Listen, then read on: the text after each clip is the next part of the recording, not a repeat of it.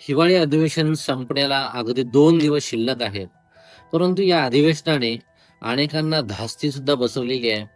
त्यात अनेकांना संधी सुद्धा दिलेली आहे आणि चर्चा तर मोठ्या प्रमाणामध्ये झालेली आहे.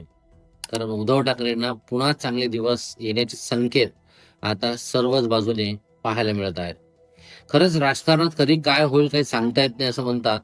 त्याप्रमाणे सध्याला एकनाथ शिंदे यांना सगळ्या बाजूने घेरलेलं आहे आणि न्यायालयीन प्रक्रियेचा सुद्धा निकाल एकनाथ शिंदेच्या विरोधी जाण्याच्या बाजूने सर्वजण बोलत आहेत.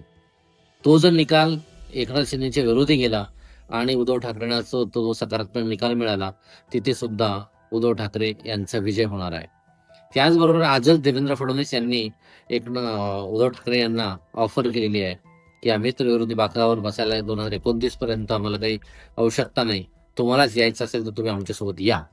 म्हणजे 29 पर्यंत तर काही स्कोप नाही. काय ऐका, 29 पर्यंत आम्हाला तिकडे याचा स्कोप उरला नाही. 29 तुम्हाला इकडे याचा स्कोप आता विचार करता येईल. म्हणजे त्याचा विचार आपण वेगळ्या पद्धतीने करू, पण आम्हाला तिकडे याचा स्कोप हा काही या ठिकाणी उरलेला नाही.